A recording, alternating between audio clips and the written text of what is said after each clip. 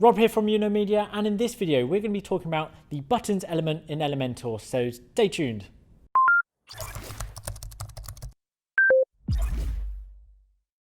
At Media, we help companies to grow and thrive using the latest tools, tricks and marketing techniques. From websites to online marketing, automated sales funnels, social media and much more. We're always releasing new content on our YouTube channel, so make sure you click the like, subscribe and notification button to make sure that you don't miss out. Just before we get going, I want to tell you about an exclusive offer we have on at the moment.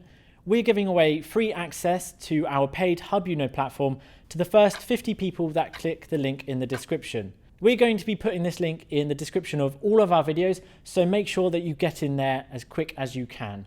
Within Hub we have created over 100 training videos in 13 courses, including a course on how to build a website using Elementor. You'll also find recorded webinars and a host of other free content, so remember to click the link in the description. Let's get on with the video. Hello, in this video we are going to be talking about the buttons element of Elementor. Before we begin then, I've got a page layout of Elementor full width. I've got one section here with one column in, and I've changed the background color of the section to blue. To get back to our elements then, we just need to click the grid here. Just a heads up, since creating the content for this video, Elementor have brought out an update that has been great for buttons. Basically, we only need to edit the settings once by going to the theme style in the top left. We can go to buttons in the drop down and set our button settings here. That doesn't make this video irrelevant though. I would recommend you still watch it, as you will be dragging in buttons that you want to style individually, and it's useful to pick up the skill anyway. If you want to know more about the theme editor, you can check out the video for that. And if I just show you, I'm just going to drag a button in, and because we've already got the preset made in the theme editor, the button is already set. All you'd have to do is change the text in the button and the links. Now on with the rest of the video. So let's drag our button element over to our column, and it appears here. As you can see, we've got default types here. We've got info, success, warning. So these are sort of preset defaults if you want to use them, but we can style these ourselves in style in a moment. So let's just go default. So we can put some text in as well. So most buttons might be, I don't know, to send you to a contact page. So let's go with contact us for now. We can add a link. So if we're linking to our contact page, we can probably do /contact, which will find the contact page. We could add a link to another website. If you are going to do that, I recommend you click open in new tab or new window.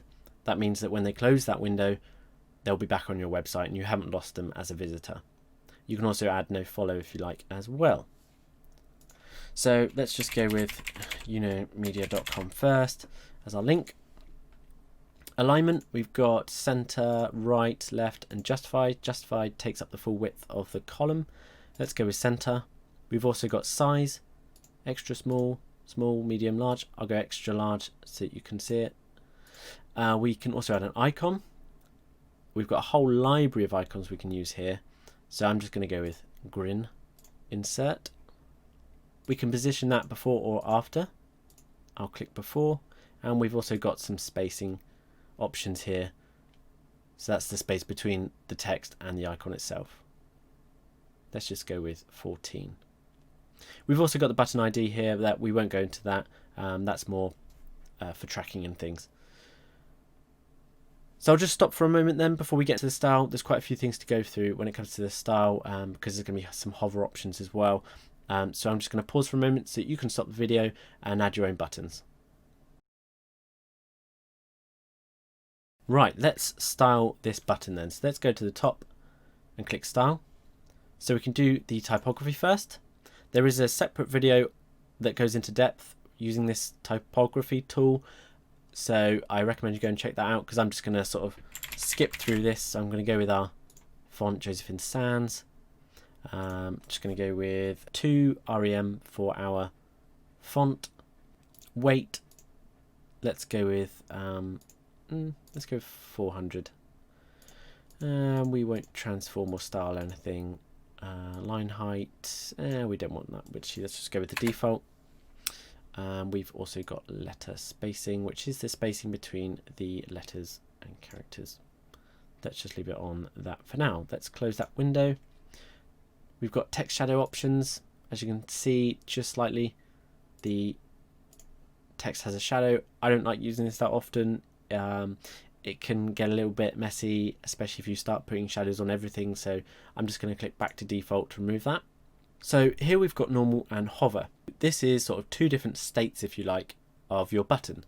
Normal refers to when your cursor isn't hovering over the button, and hover is when your cursor is over the button. So we can make it look different when we hover over it. So let's set our normal settings first. So let's change our text color. In fact, no, let's just set our text color permanently to white. And our background color, we are going to have it on this, orange. Let's close that.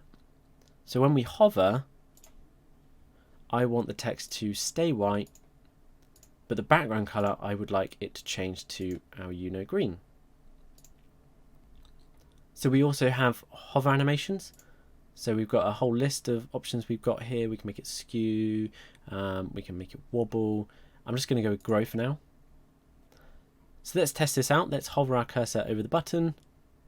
It changes color and it also grows. So let's look at adding a border to our button then. So let's click this drop down here. We've got a couple of options. I'm just going to go with solid. And I'm going to change the width to 5. And although the color is white now, you can see here that we can change the color if we want it to. Let's just stick to white. We've also got the border radius, so this rounds the corners off. And of course, if you have it on 0, then it's just going to be sharp corners. And that's what I'm going to leave it on for now, I think. We've also got a box shadow. So as you can see, a shadow adds underneath. We can change the color of this if we want to, and how strong the transparency is. I'm going to leave it on its default for now, and we've also got some padding options. So as you can see, the default padding there is pretty good, really. If we were to put 1 in, then it completely reduces it down to 1px in padding all the way around. So we can play around with this. I'm just going to go up to 20. And that is how to add and style your buttons. Once you're finished, don't forget to click the green update button, and we will see you in the next video.